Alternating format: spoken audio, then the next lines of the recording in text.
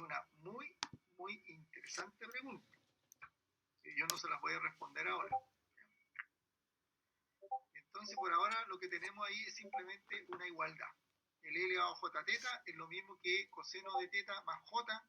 Noten que aquí estamos hablando de un número complejo, seno de teta. Esto, hay una demostración que está en el libro y yo se la estoy pidiendo de tarea, que la demuestre. Lo que está de tarea acá en los apuntes, yo supongo que ustedes lo hicieron.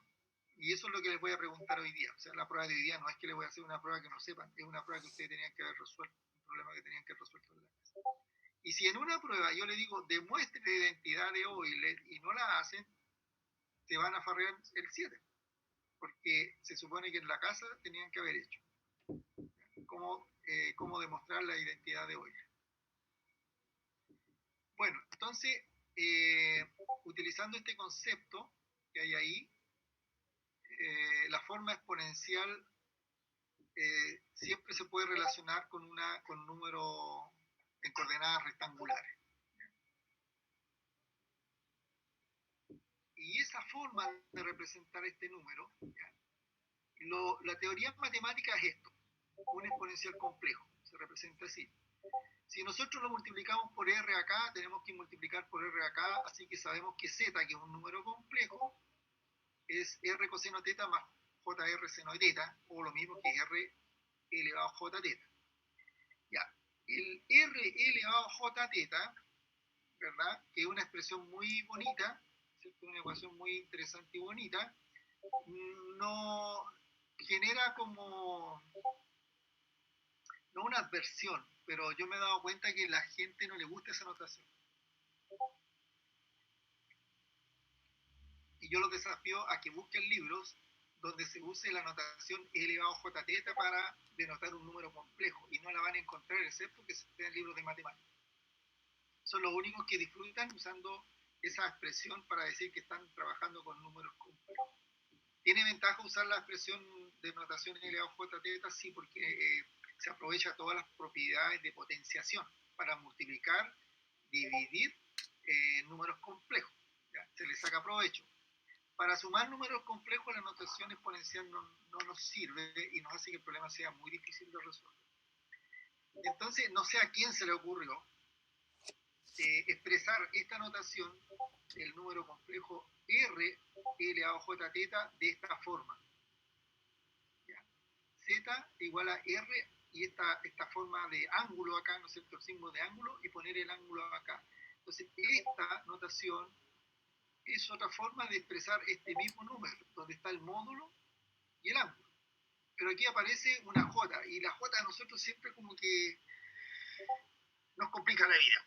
¿Ya? Siempre que aparece una J es como que a uno va a una fiesta así, va contento, y justo está el otro compadre, el que le gusta también a la polola, y se te puede llevar a perder la fiesta, y viste este compadre, algo que iba tan bonito, ahora ya se puso feo. Eso es lo que le pasa a uno cuando ve la J. Entonces, como que si uno esconde la J, como que todos seguimos felices, ¿verdad? Una cosa así rara, no sé por qué, son cosas que la mente humana tiene. Así que trabajar con una cosa que diga R ángulo teta es mucho más agradable y entretenido que hacerlo con un R elevado a J teta. Los que les gusta la matemática y son secos, pueden hacerlo con el R elevado a J teta, y así pueden impresionar a la polola, al abuelito, al tío, de que ustedes realmente son brillantes. Los más humildes van a usar el R ángulo teta. Y todos los libros de electricidad usan el R ángulo teta, para que sean felices, que no son los únicos que se frustran cuando usan el elevado a J teta. Ya, a ese número que está acá, R ángulo teta, normalmente en electricidad ustedes lo van a encontrar que se denomina fasor. Ustedes vieron física 1, y en física 1 ustedes le denotaron esto como los vectores, ¿verdad? En física 1 uno dibuja un vector, le pone la componente real a la parte imaginaria, le aplica la misma regla, saca la hipotenusa aplicando el teorema de Pitágoras y toda esa cosa. Y muchos han criticado a los electricistas por qué nosotros usamos el concepto fasor cuando hablamos de número complejo, si es la misma son las mismas reglas que se usan con los vectores. ¿Por qué no le llamamos un vector eléctrico, por así decirlo? Bueno, yo tengo un paper, encontré un paper el otro día muy entretenido que explica un poco el origen de por qué se usó el concepto fasor. Es entretenido. La verdad es que no sé si a usted le gusta la electricidad o no, pero los que llevamos, yo llevo ya 30 y, más de 30 años eh, como ingeniero.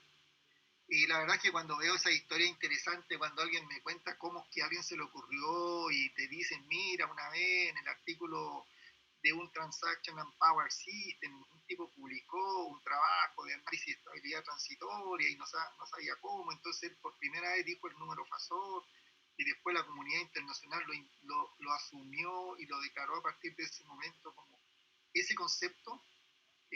Uno lo encuentra súper entretenido ese tipo de historias. ¿Quién fue el primero que se le ocurrió esta cuestión y por qué se le ocurrió que estas cosas se iban a llamar fasores?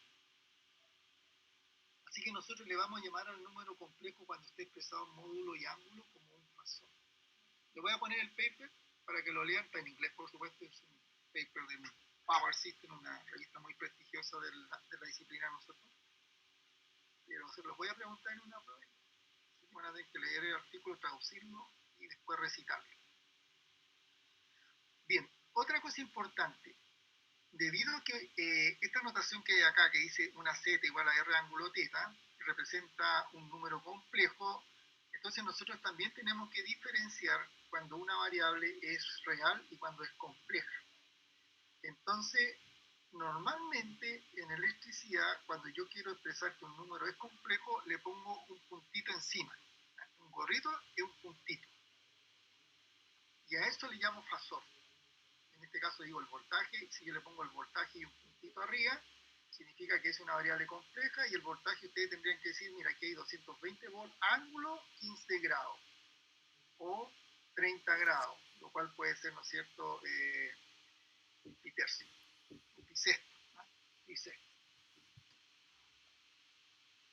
Bien, el conjugado es hacer negativo en la parte imaginaria del número y se puede demostrar que el conjugado del número complejo R ángulo θ es R ángulo menos θ.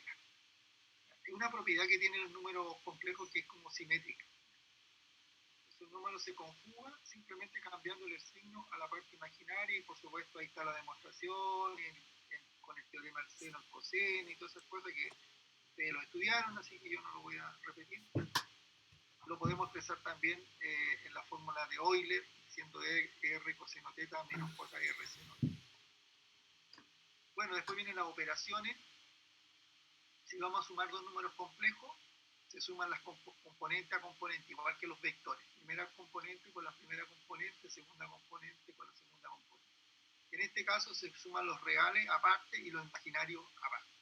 Ahí está la regla general, así que ahí no hay por dónde perderse. Y al final nos queda un número, una componente real y una componente imaginaria. Ahora, aquí les puse un ejemplo al tiro, al hueso. ¿Qué pasa si el número está en modo fasor? Está, como le llaman ellos acá, en forma polar. En realidad van a haber dos formas en que nosotros vamos a llamar un número complejo. Un modo ángulo, le vamos a llamar en modo polar, como le llaman los matemáticos, o le vamos a llamar el modo fasor. Entonces yo quiero sumar M1 y M2, entonces lo primero que tengo que hacer es transformar el M1 a componentes rectangulares. Y una vez en componentes rectangulares, lo sumo. Esa es la forma de hacerlo, y por eso que cuando usted hace un ejercicio, van a estar haciendo este tipo de operaciones, no sé, 40 o 50 veces por minuto. Igual que una computadora. Toman un número, se lo dieron en polar, convertido a rectangular. Después lo tienen en rectangular y tienen que multiplicarlo por 2 porque lo tienen que multiplicar. Entonces esa transformación polar, rectangular, rectangular, polar, ustedes la tienen que saber de memoria. Las calculadoras traen esas funciones de conversión, hasta la más rasca la traen. La casa, ¿no es cierto?, esta que se venden de bolsillo, son de estas que valen 2 lucas ahí donde los chinos, y no le estoy mintiendo, yo me compro una calculadora por 2 lucas de los negocios chinos, cuando se puede ir a comprar, ahora ya no se puede ir a comprar. Traen esa función. Y esa sería la forma de sumar dos números, aún independiente eh, de la nomenclatura que estemos usando. Y aquí, por supuesto, hay un ejercicio bien difícil. Me dan dos números, el primero me lo dan en rectangular, el segundo me lo dan en polar, y el tercero me lo dan en exponencial. Y hay que sumar los tres números. Entonces aquí le puse el problema más difícil, que a uno le pueden tres números que se suman y cada uno viene expresado en forma distinta. ¿Ya? Entonces, por supuesto, el A no le hacemos nada porque ya está listo para sumarlo. El B viene en polar, tipo fasor. Entonces, en este caso, lo que tenemos que hacer es convertir este número a un número rectangular, y para eso coseno de 45 más j seno 45. Coseno 45 es 1 sobre raíz de 2, eso también se lo tienen que saber de memoria porque ayuda mucho. Y el seno 45 también es 1 partido por raíz de 2. Entonces, este B quedó expresado ahora en forma de rectangular. Y aquí, y en este caso, no sé, pues, se va la raíz de 2 y me quedó 10 más j10. Por supuesto, yo hice el problema para que viera así los números suavecitos, porque en la práctica puede dar cualquier número real. ¿No? Y el exponencial. ¿Qué hacemos con el exponencial? El exponencial dice b 20 elevado a menos j 1,0472. Le aplicamos la regla de Euler, sería 20 coseno del ángulo más j allá. Entonces aquí es donde yo no les quise contar el secreto de acá, en qué unidad viene teta. Cuando el ángulo está puesto en el j, ese ángulo tiene que ir en radianes, no puede estar en grados. No se puede hacer un exponencial en grados, tiene que estar siempre en radianes. Por omisión, ¿ya? Si no estaría mal hecho. Entonces, este ángulo que viene acá, el 1,0472, es un ángulo en radianes. Entonces lo ponemos acá. ¿Ya? Y el coseno de menos 1,0472 en radianes es 1 partido por 2. O sea, en el fondo, ese ángulo, yo le pregunto, ¿a qué ángulo corresponde 1,0472? Bueno, tienen dos formas de hacerlo. Agarrar ese número, multiplicarlo por 180 y dividirlo por pi. A ver si alguien lo hace. ¿Cuánto le da? A ver, voy a agarrar uno al lote.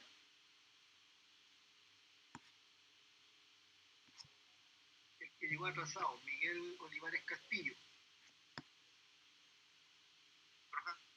A ver, Miguel, enciende tu... ¿Aló? Sí, calcula dime cuántos grados corresponde 1,0472 radianes. Sí, tenés que aplicar esta regla de acá atrás, ¿cierto? Tenéis radianes y te queréis ir a grados. Tenés que multiplicar por 180 y dividir por pi. ¿Cuál era el grado? Era 1,0472 por 180 dividido en pi.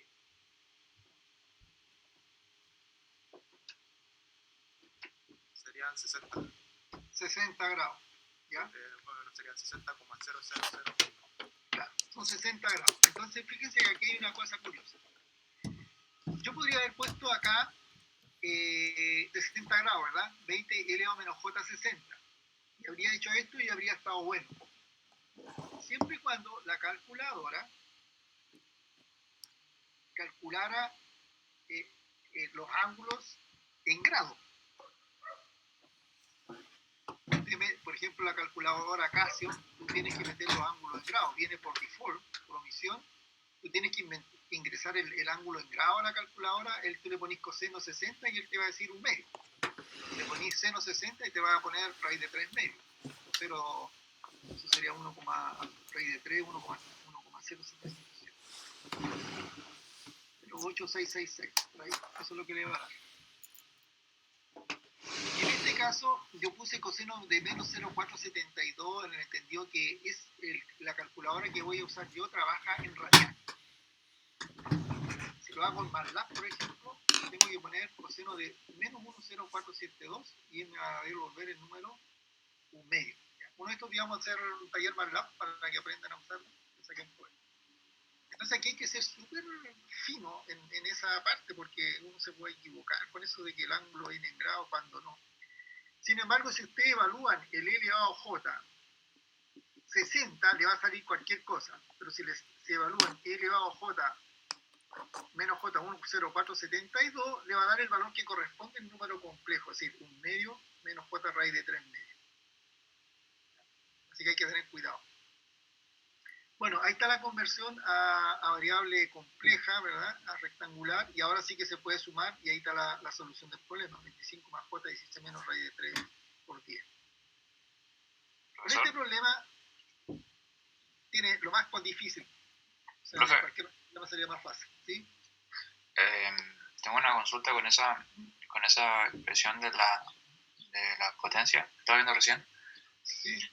Y ahí uno hace una transformación, ¿cierto? Pero uno podría meter como el dato directo con el exponencial a la calculadora y tener al tiro el complejo, ¿o eso no se puede? A ver, si tú le pones a tu calculadora tiene para calcular exponencial, ¿no es cierto? Sí. Todas las calculadoras, tú ponías menos 5 y le ponías E elevado, no sé cómo, el tipo de lógica que tenga, y te va a dar un número. Si ponías elevado menos 5 te da algo, y le ponías elevado más 5 te va a dar otra cosa. Pero si tú le ponías a tu calculadora E elevado a menos J5, no creo que lo pueda hacer. Entonces siempre... Ya, en la calculadora a mano, la verdad es que el calcular el E elevado a menos J5 no lo puede hacer. Pero si lo haces en MATLAB, sí te lo va a calcular.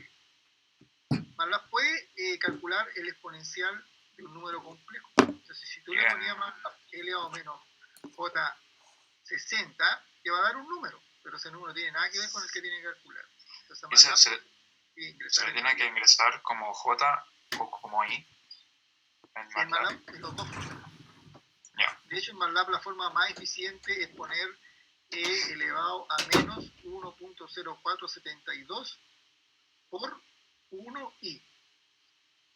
El multiplicar por 1i convierte el número a complejo.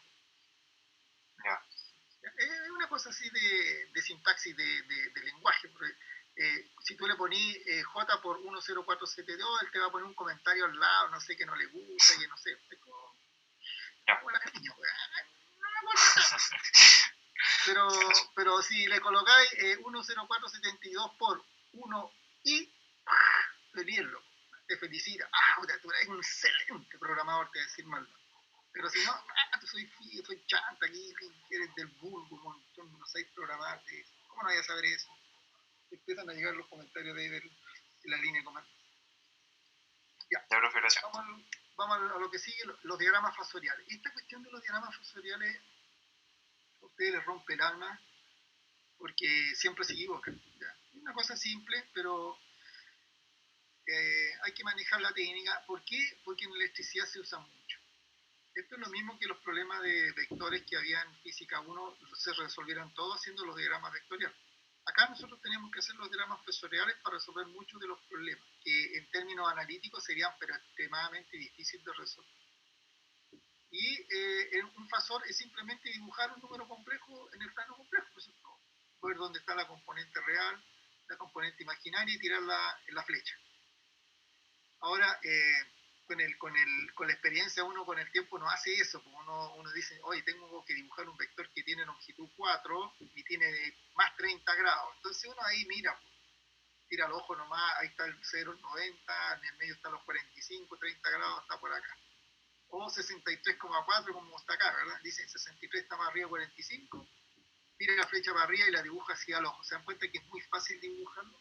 Es estimar, pues, o sea, nadie va a poner justo ahí con un transportador y calcular el ángulo exacto. No es necesario hacer eso para resolver los problemas, es básicamente dibujarlo de una forma medianamente cercana a la realidad y es suficiente para resolver un problema. ¿Ya? Es básicamente un tema de geometría que nos ayuda a despejar los ángulos. Eso es todo.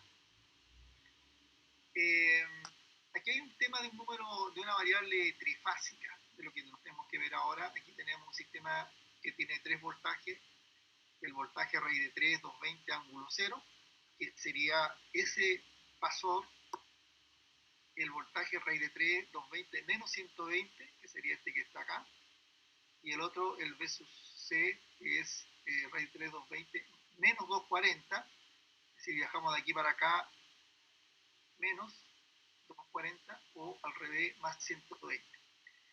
En los sistemas de referencias de fasores se hacen de la siguiente forma. Uno se para acá en el eje horizontal y si se mueve hacia en el sentido de lo horario o la manecilla del reloj, el ángulo es negativo. Y si uno se mueve para el otro lado, el ángulo va a ser positivo. Como este es un sistema de vectores simétrico y tenemos 360 grados, entonces 360 grados dividido por 3 me da 120 grados. Así que hay 120 grados aquí, 120 grados aquí y 120 grados acá. Si yo digo, si pongo este vector con respecto a este, digo, este viene acá, 120 grados atrasado. Y este de acá estaría 240, 120 más 120. Pero también podría decir que este vector se adelanta 120 grados con respecto a este. ¿Ya? Eso lo vamos a ver después cuando hagamos el tema de la secuencia. Bueno, en este esquema lo que nos piden es calcular la suma. Y eso lo tenían que haber hecho en la casa, haber convertido esto a rectangular, a forma rectangular, y empezar a sumar componente a componente. ¿Ya? Eso no se lo voy a hacer yo, háganlo ustedes para que se entretengan. Calculan el coseno menos 120, el seno menos 120. Eso es lo mismo que, bueno, a ustedes le enseñaron el cálculo 1, el coseno 120 es lo mismo que el coseno de 90 más 30, ¿verdad? Y el coseno de 90 más 30 es coseno de suma de ángulos. ¿Y se acuerdan cuál es la fórmula de la suma de ángulos? Coseno de alfa más coseno de beta. ¿Alguien se acuerda de esa identidad trigonométrica? La suma de coseno de ángulo. Bueno, el coseno de la suma es coseno menos seno seno. Entonces ahí les va a quedar coseno de 90 por coseno de 30 menos seno 90, seno de 30. Bueno, como sabemos que el coseno de 90 es 0, se va, y el otro que es el seno 90 es 1. Entonces ahí uno se saca ese pillo y al final el problema se reduce a calcular el coseno 30 y el seno de 30. Bueno, eso sí que lo quieren hacer a mano, si no lo meten en la calculadora y les va a salir el valor. Bueno, el tema es que al sumarlo les va a dar 0. ¿Ya? Entonces la pregunta que uno se hace, bueno, ¿cómo es posible si yo sumo tres números complejos que son distintos a 0, la suma me dé 0? Entonces acá, por los diagramas fosoriales, se puede uno dar cuenta de eso. Por ejemplo, este vector que está acá es B sub A, es decir, que está ahí. Es decir, tiene una longitud de raíz de 3, 220 y ángulo 0, o sea, está paralelo a la horizontal. Después está el vector B, ¿ya? Este está a 120 grados en atraso, es este. Entonces lo que yo puedo hacer es agarrar este vector y moverlo acá. ¿Por qué? Porque la ecuación dice, después de BA, súmele BB. Entonces yo digo acá, con BA llego a esta punta, entonces a partir de la punta de la cabeza de B sub A, tengo que colocar la cola de este vector. Todos estos vectores están apuntando para afuera. Entonces ahí me doy cuenta que este vector, ¿ya? Este puesto acá, partiendo de acá, me va a dejar en este punto. Y después le voy a sumar B sub C, que significa tomar este vector, acá está la cabeza de la cola, pongo la cola donde está la cabeza del otro, porque va uno a continuación del otro, BA más BB, MC, y esto me llega y llego al mismo punto de partida, que es el punto de referencia que es 0. Entonces ustedes se dan cuenta de que al sumar fasores, nosotros podríamos tener que la suma neta es 0. Y eso es un tema que tienen que pensarlo un poco, porque los problemas de fasores ya no rigen las reglas habituales de la suma. ¿Ya? Ustedes, por ejemplo, si yo digo yo tengo 5 más 5, uno dice son 10, imposible que 5 más 5 sea algo distinto de 0. En un fasor, ustedes podrían sumar dos números que son distintos de 0 y que les dé 0. Porque si ustedes dicen yo sumo 10 ángulo 30 grados más 10 ángulo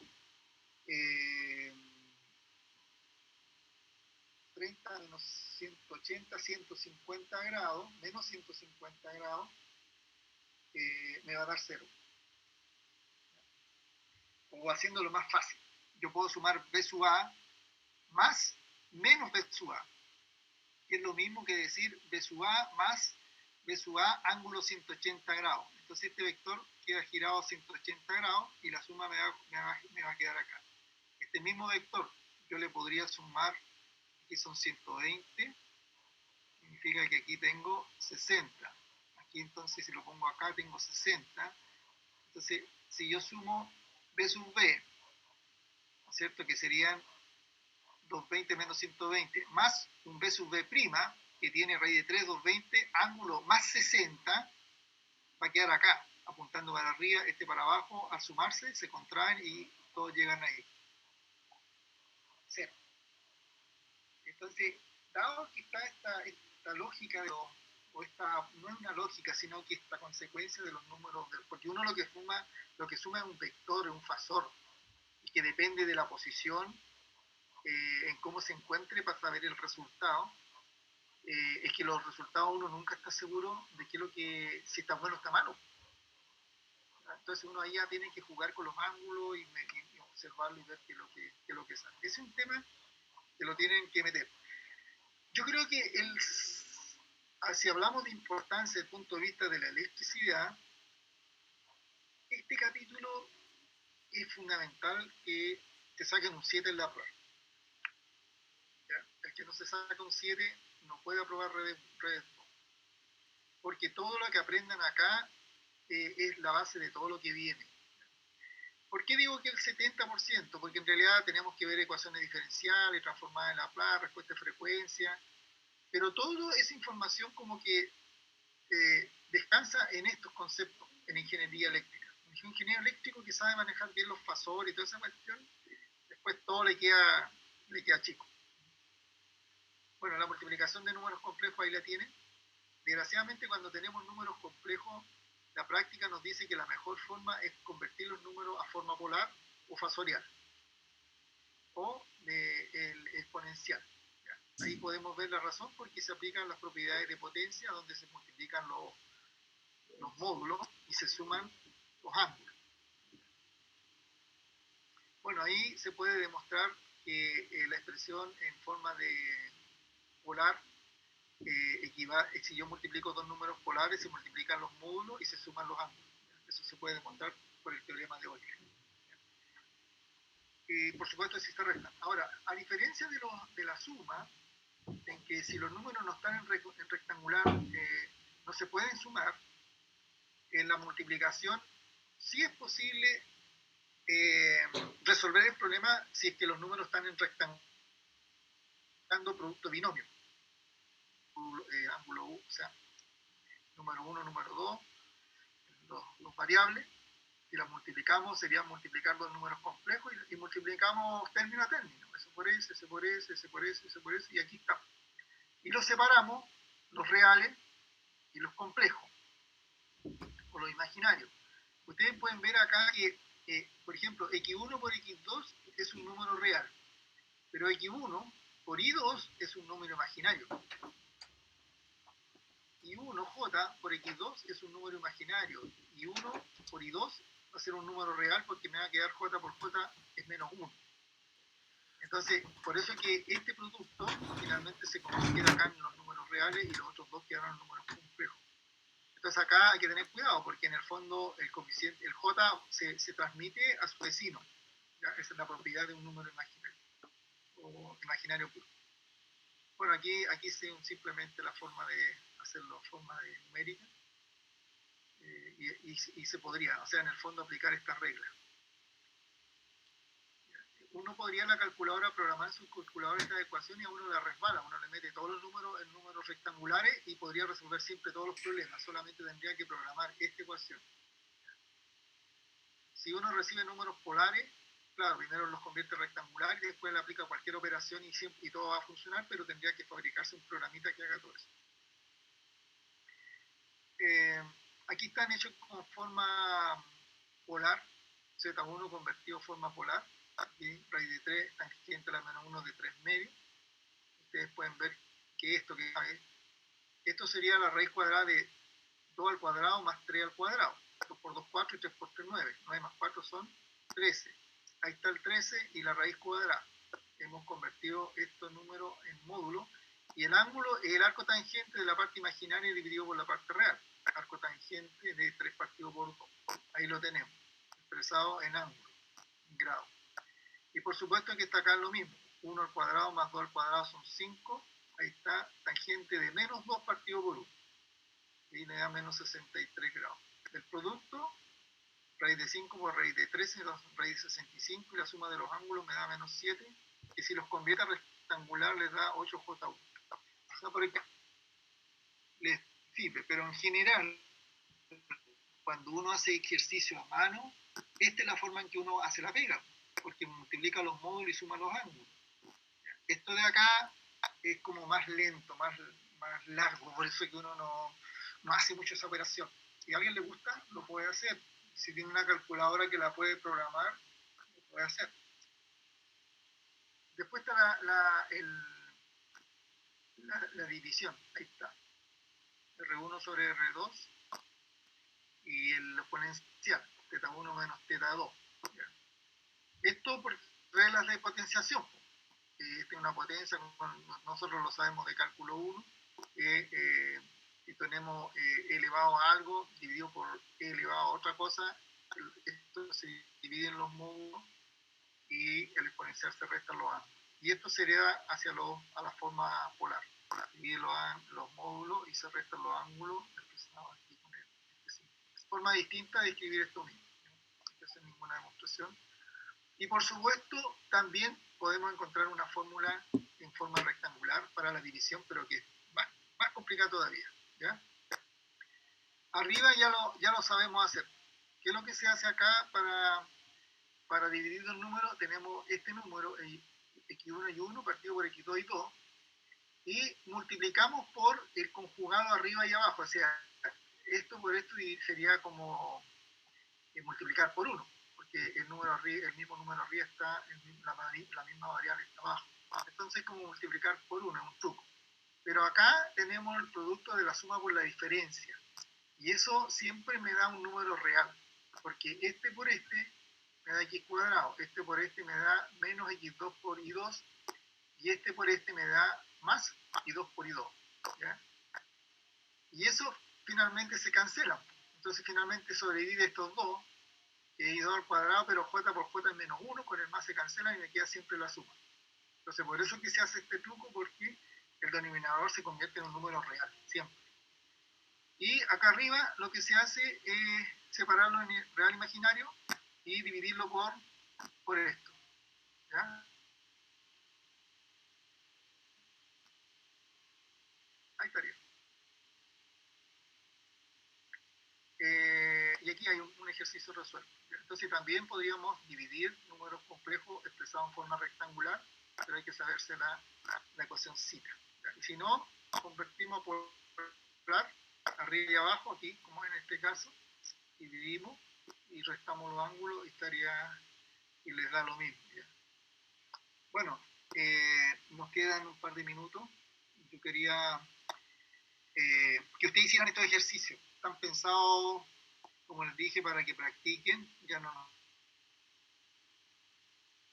vamos a alcanzar a hacer en la clase. Pero voy a suponer que lo hacen. Yo no quiero perder mucho tiempo haciendo ejercicios que ustedes pueden trabajar solos y solamente en la clase discutir las cosas que no entiendan. ¿Ya? Bueno, y por supuesto aquí les puse un regalito, porque les dije demostrar que la forma de Euler es esto. ¿Ya? Y la pregunta es, y les doy ahí una sugerencia, ¿sí? Dice, use serie de potencia. No les voy a decir en qué libro está la demostración, ¿ya? Pero está hecha en un libro. You have this book. ¿Ya? Es un acertijo. Cabecéense un ratito, se van a entretener un buen poco porque es una materia que ustedes ya conocen, las series de potencia, expresar en serie de Taylor, la función seno y coseno. Van a un libro por ahí de fórmulas, sacan la serie de Taylor de coseno y la serie de Taylor del seno, y después van a llegar a, o sea, perdón, tienen que encontrar la serie de Taylor de la exponencial. ¿Cuál es la serie de Taylor? Eso se saca de ahí. La pueden demostrar, entretenido, calcular la primera derivada, la segunda derivada, la derivada infinita de una exponencial siempre es la misma, pero ahí está el j, entonces hay que tener cuidado. Y después de calcular los coeficientes de la serie Taylor, encuentran la expresión y después hacen la demostración. Y si no se acuerdan de serie de Taylor o Maclaurin, entonces pueden ir a un libro para que les diga cuál es la serie de Taylor y ahí van a encontrar. Bueno, son desafíos del intelecto.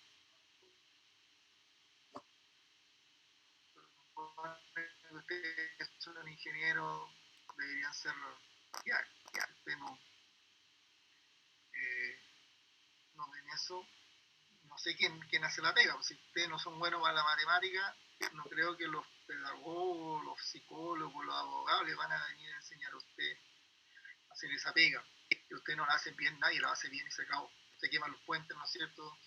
Se incendian las casas, se caen los puentes, los generadores no funcionan, el celular no sirve para nada, falla cada rato. Esas son las consecuencias cuando un ingeniero hace mal su pega.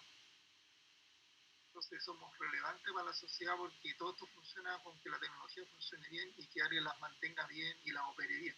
Y eso, el diseño, la construcción, el mantenimiento y la operación de todos los dispositivos electrónicos y eléctricos de la sociedad tienen que ser los ingenieros. Y para que lo hagan bien tienen que ser buenos calculadores. Antes de cerrar en estos 10 minutitos que me quedan, me gustaría compartir un concepto,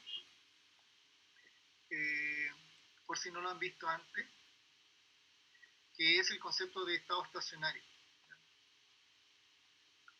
Porque lo necesitamos, porque lo voy a mencionar en algún momento y quiero que lo tengan.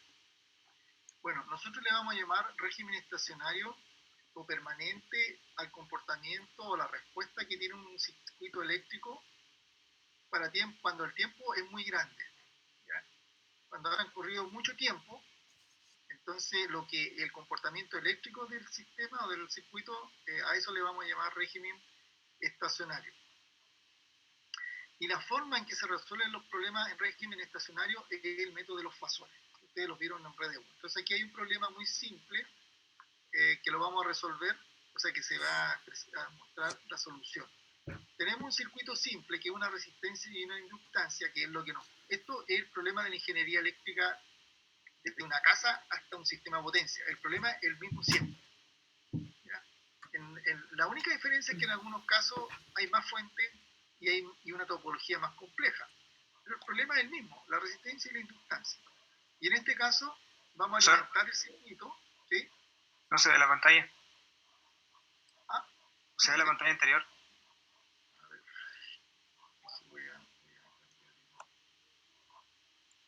Que no estoy compartiendo. Ahí. Ya. Ahora sí.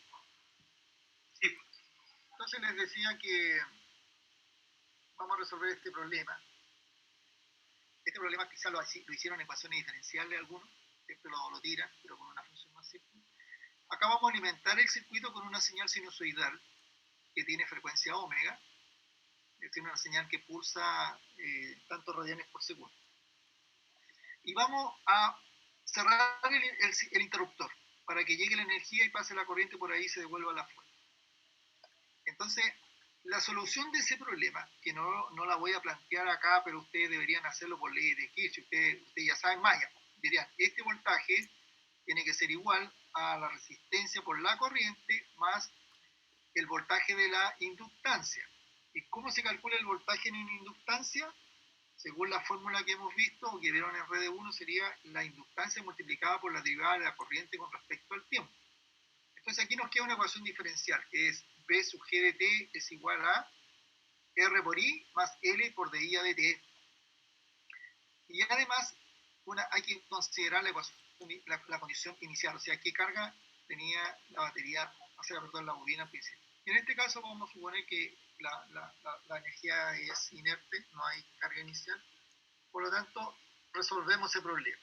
Eso lo van a aprender a resolver ustedes cuando veamos transformada de Laplace. De una forma muy rápida, que quizás con media hoja lo pueden hacer, aun cuando el problema es completamente sin vuelta. Entonces, la solución de este problema, ustedes se dan cuenta que tiene dos componentes. Esta que está acá, que es una constante multiplicada por el exponencial de r partido por l multiplicado, elevado a t con signo negativo. ¿Ya? Y esto que hay acá es una constante y una función senoidal que tiene la misma frecuencia de la fuente, la de la alimentación es seno omega t, pero se le resta un ángulo, que se calcula tangente a la menos 1 por omega t partido por r. Esto es un ángulo en el fondo, ya lo vimos con números complejos. Bien, esto que está acá, debido a que es una exponencial, en algún momento se va a extinguir. En la medida que el tiempo pasa, la exponencial se va a decrecer y se va a ir a cero y esto desaparece. Y esto es una señal oscilatoria permanente, es decir, independiente del tiempo que pase, esta cosa siempre está dando vueltas.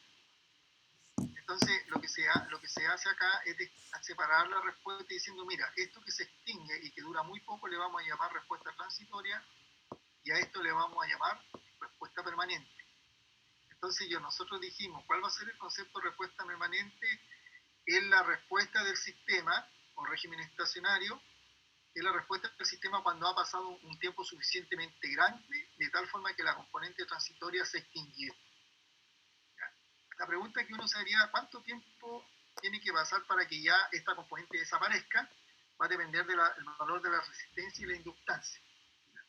Ahí está el concepto de la constante de tiempo. La constante de tiempo se define como L partido por R. Así que si ustedes tuvieran una inductancia de 1 Henry y una resistencia de 1 ohm, la constante de tiempo va a ser 1 segundo y el exponencial se va a decrecer como en 5 veces tau, que significa alrededor de 5 segundos. Ahora, lo que sabemos nosotros de la naturaleza es que L no es un valor grande, siempre un valor chico, menos de 1. Siempre tiene órdenes de los milihenrios, puede ser 1 milihenrio, 10 milihenrios. Eso significa 10 milihenrios sería 0,01. ¿Ya? Entonces, como la constante se define como L partido por R, si la inductancia fueran 10 milihenrios sería 0,01 y la resistencia fuera 1, entonces la constante de tiempo va a ser 0,01 segundo. Y el transitorio va a durar 0,05. O sea, 5 milisegundos. Ese es el orden de los tiempos, de las constantes de tiempo en los circuitos eléctricos, o sea, del orden de los milisegundos. Así que el transitorio en general se extingue muy rápido. Y el régimen permanente, no sé, después de 5 milisegundos, 10 milisegundos, o en un motor eléctrico ya, cuando muchos son 100 milisegundos, o sea, 0,1 segundo, desaparece y lo que queda es solamente este pedazo de la señal. Y para analizar este pedazo de la señal de una forma eficiente se inventó el método fasorial, porque de lo contrario tendríamos que andar resolviendo el problema en el régimen temporal. Y aquí uno puede ver en gráfica los dos componentes. Aquí tenemos la transitoria, ven ustedes que aquí se extingue en 5 segundos, aquí se usó 1 y 1 para hacerlo más visible, aquí está la respuesta en régimen permanente que nunca cambia, y aquí sumando las dos, como en este caso. Y ustedes pueden ver que la respuesta está aquí, toda en esta parte hasta los 5 segundos va a estar variando en amplitud, o sea, siempre está variando, pero está cambiando, ¿no es cierto?, desde mayor a menor amplitud, hasta que llega un momento que después de 5 segundos, ya más o menos por ahí por 4, ya no se nota la diferencia, ¿verdad? Y queda la sinusoide. Entonces, si ustedes se dan cuenta, de aquí para acá es una señal sinusoidal permanente.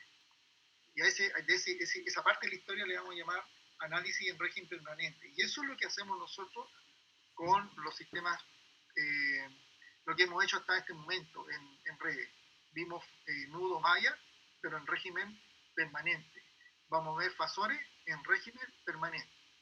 Los análisis transitorios se ven aparte, se ven con herramientas técnicas distintas porque son mucho más complejos, ¿ya? Y hay que hacerlo de otra forma.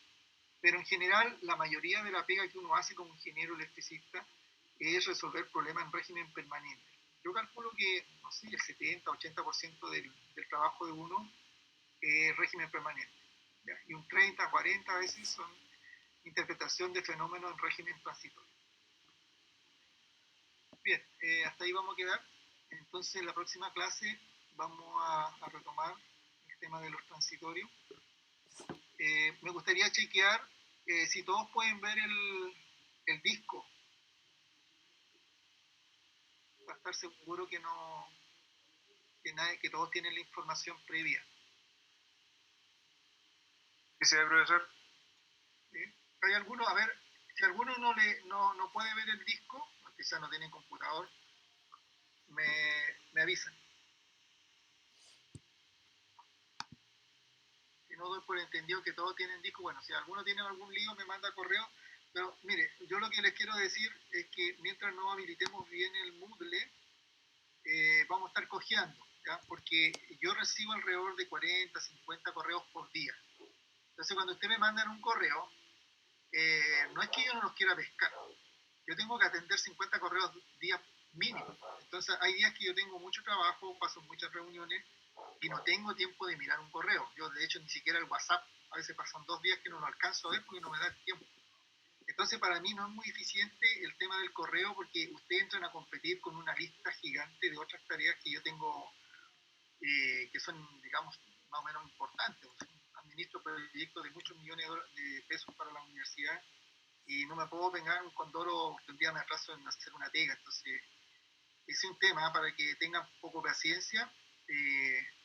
Que yo no voy a estar así como en tiempo real viendo los correos. Si ya me han hecho consulta alguna y a veces me demoro una semana en responder. Porque, no sé, por recién antes de esta clase acabo de terminar de ver los correos de la semana pasada, porque no me dio el tiempo para revisarlos la semana pasada. Pues como son 50 correos diarios, saquen la cuenta. Pues. Hay 2 o 3 días que no veo un correo y ya tengo que ver 150 correos. Y eso me puede tomar un día completo ponerme al día.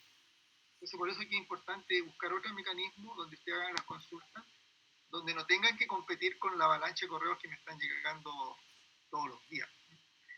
Entonces, ojalá que el tema del Moodle lo podamos habilitar rápido para que las preguntas entren por ahí, yo puedo revisar y ya viene filtrado el tema. Ok, ¿algún comentario o consulta que quieran hacer antes de cerrar esta clase? Profesor, ¿Mm? las próximas clases van a ser por Teams. Estoy viendo porque mira, vamos a ir probando ya, vamos a ir probando. Lo que pasa es que yo no trabajé al principio con Teams porque se me saturaba el micrófono y duraba 15 minutos y después se cortaba la comunicación y por eso yo no trabajé más con Teams. Para mí es más fácil el Teams porque uno programa la reunión, está todo el mundo ya conectado y uno no hace nada, pues simplemente echar a correr, aquí tengo que hacer la invitación y todo. Una pérdida de tiempo que es molesta. Podríamos quizás probar la próxima clase si el Teams anda bien y nos da algún beneficio. ¿Ya? Pero ahí estamos como explorando todavía. ¿Ya? Yo, igual la ventaja de usar Teams es que las clases quedan grabadas y a veces como no tengamos tiempo podamos ver sus clases después.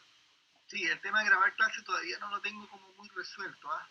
Sí, yo he visto que Teams podríamos grabar estas clases también, pero te digo, cada clase finalmente te quedan como 800 megas, ¿cachai? Y después, ¿cómo movemos 800 megas de un lado para otro? Vamos a saturar todos los computadores. Me parece que Teams graba la clase y no sé a dónde se va el video. ¿Ya? Y eso hace como que el video queda ahí y cualquiera lo puede usar. Es como tiene esa ventaja. No estoy seguro si finalmente el video queda grabado en mi computador o se va a la nube. Y queda en un repositorio. Entonces es como que tiene la ventaja porque al final uno como que se desentiende, aprieta una tecla y después todos tienen acceso a esa clase. Esa es una ventaja que tiene Teams. Pero asegurémonos primero de ver el tema de si está trabajando bien. Ya muchachos, cortamos entonces. ¿Sí? Me va a subir el